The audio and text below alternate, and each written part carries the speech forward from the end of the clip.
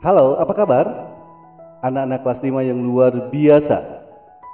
Masih bersama saya, Bapak Ujang Herman.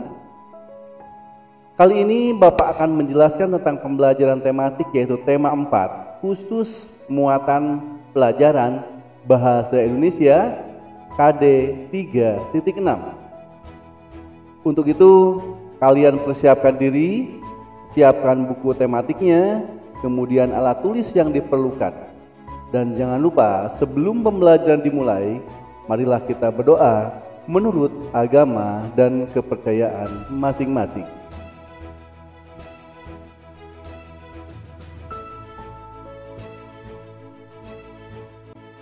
Baik, anak-anakku yang terkasih, pada kesempatan ini, pada pembelajaran Bahasa Indonesia ini, Bapak akan menjelaskan tentang materi tentang pantun.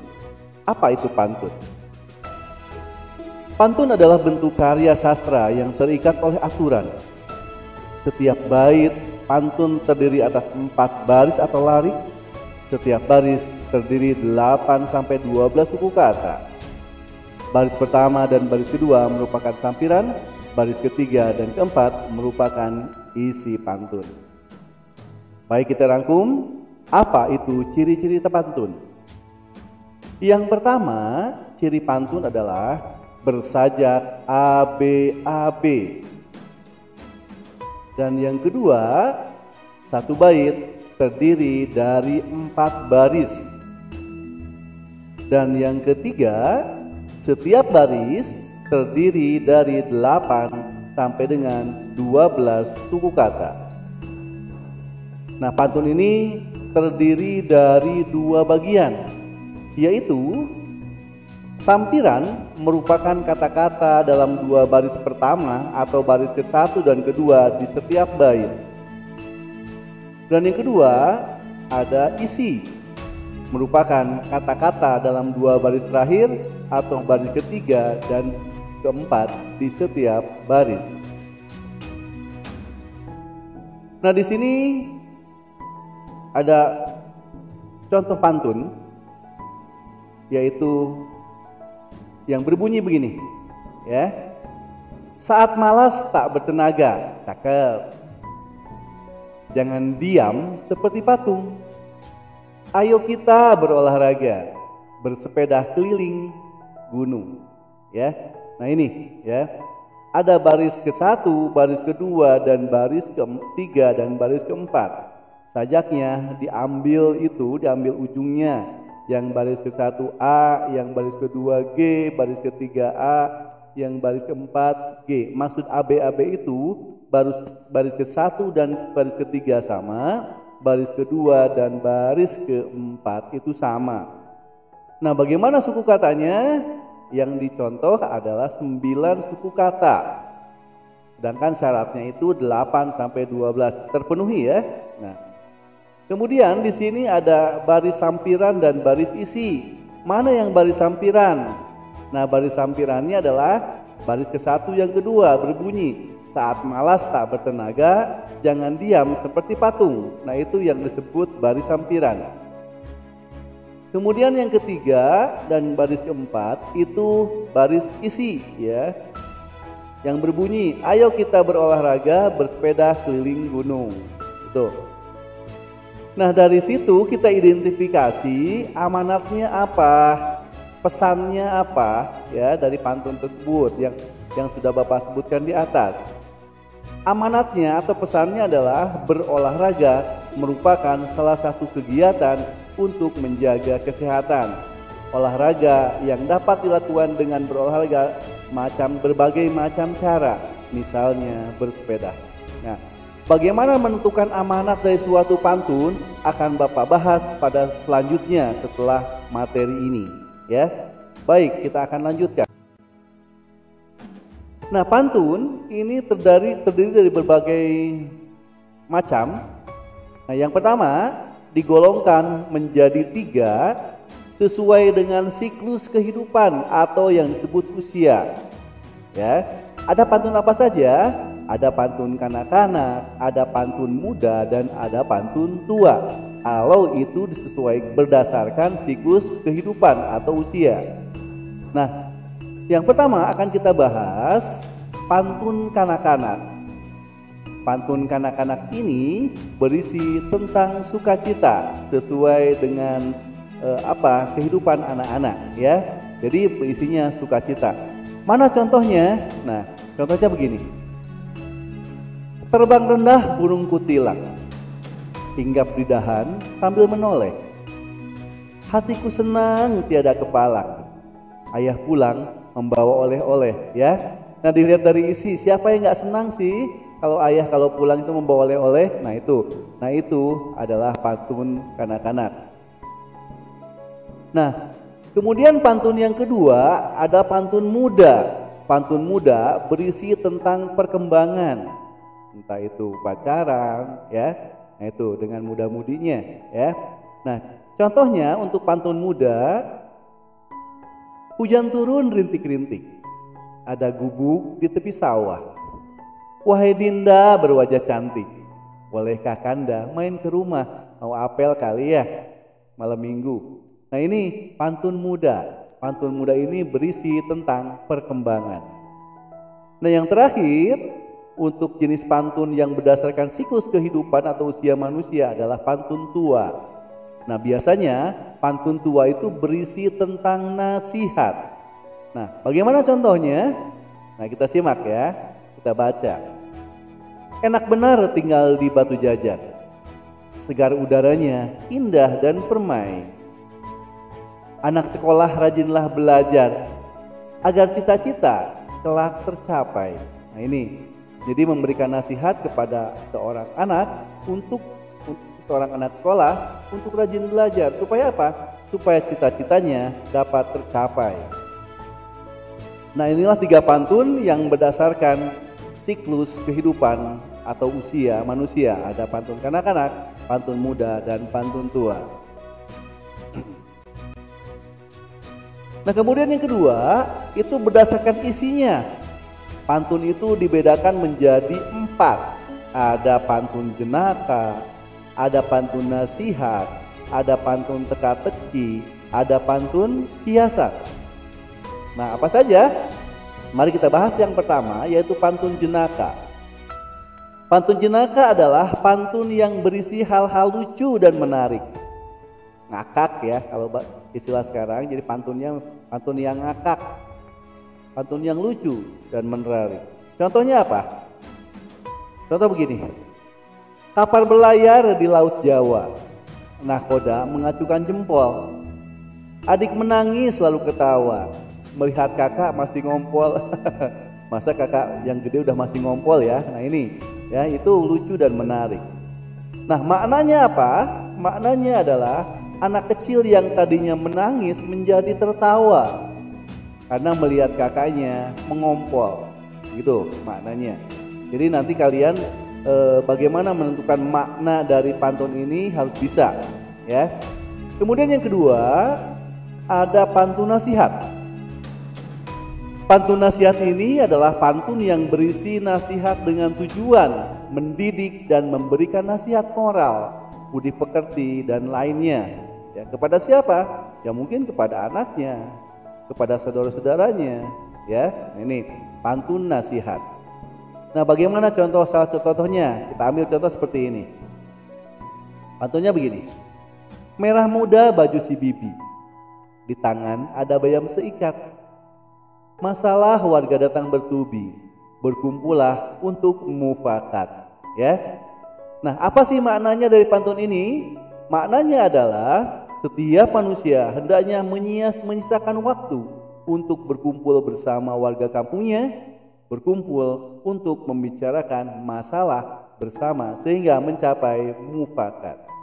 Jadi setiap ada masalah, setiap ada persoalan, ada problem, kita berkumpul untuk mencari solusi, untuk mencari jalan keluarnya. Ya, dengan cara apa? Dengan cara musyawarah untuk mufakat. Kemudian yang ketiga, ada pantun teka-teki.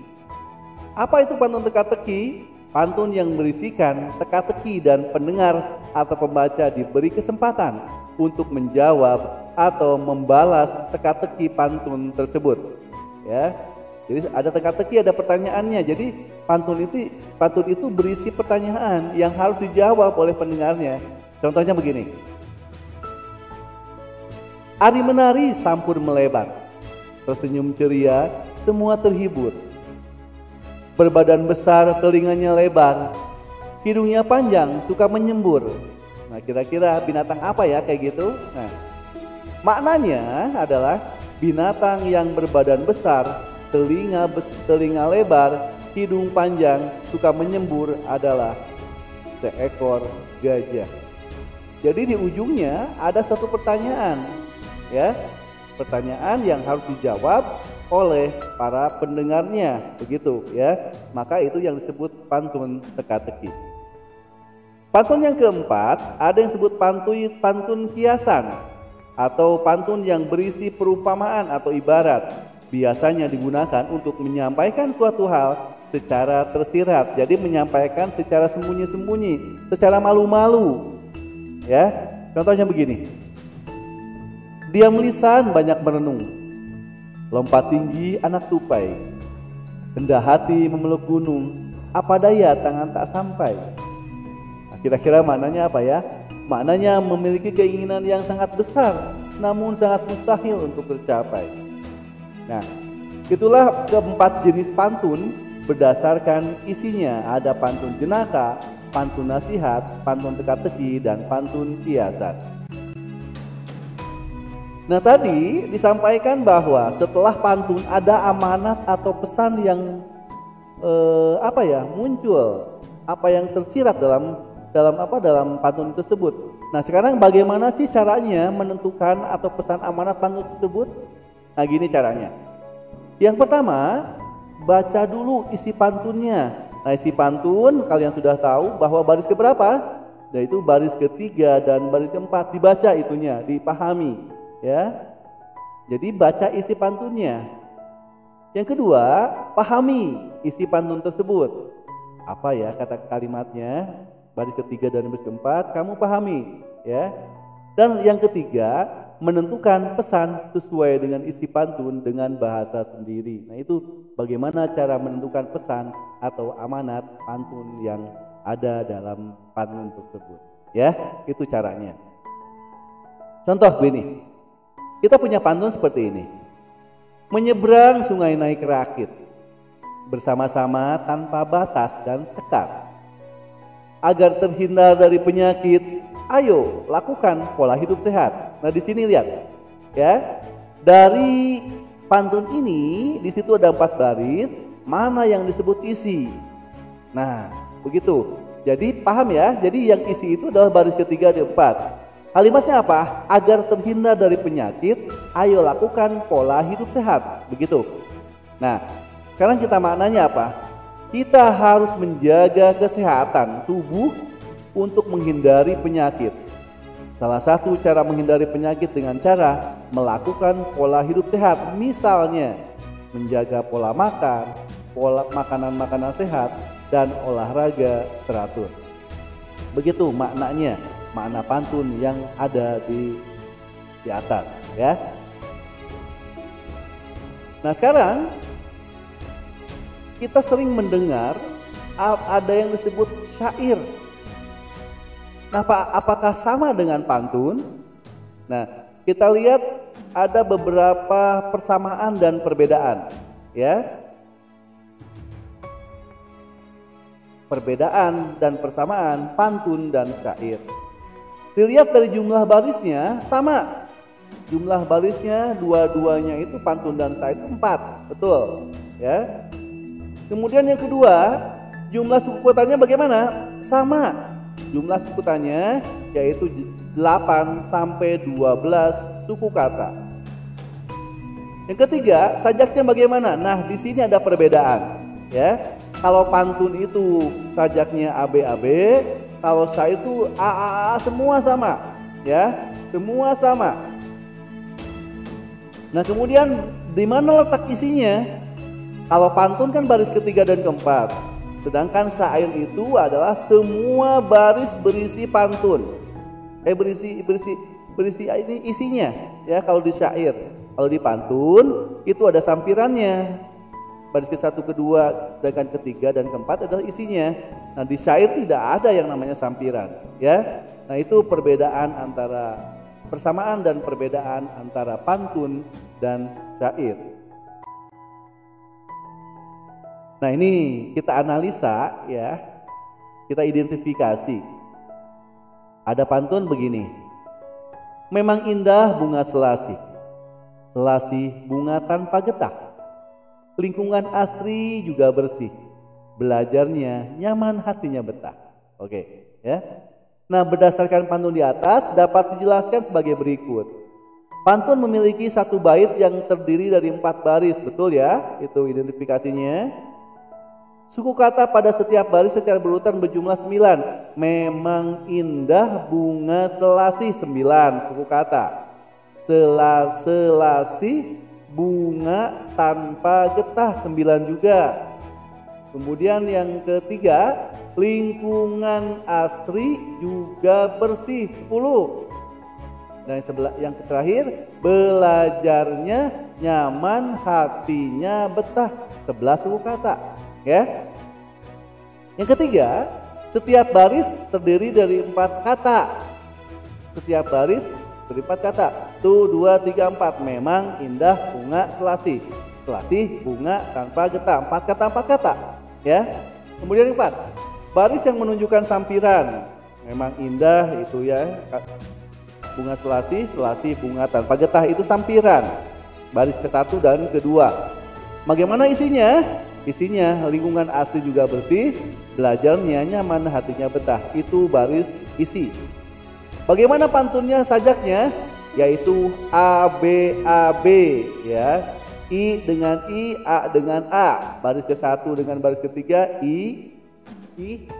Baris ke-4 dengan yang kedua gitu. Jadi ABAB itu. 7 pantun di atas termasuk jenis pantun nasihat karena memberikan nasihat bahwa belajar nyaman, hatinya betah, ya, seperti itu. Nah, di sini ada pantun lagi. Merah muda baju si bibi, di tangannya ada bayam seikat. Masalah warga dalam bertubi, berkumpullah untuk mufakat. Tadi maknanya adalah setiap manusia hendaknya menyisakan waktu untuk berkumpul bersama warga kampungnya untuk membicarakan masalah bersama hingga mencapai mufakat.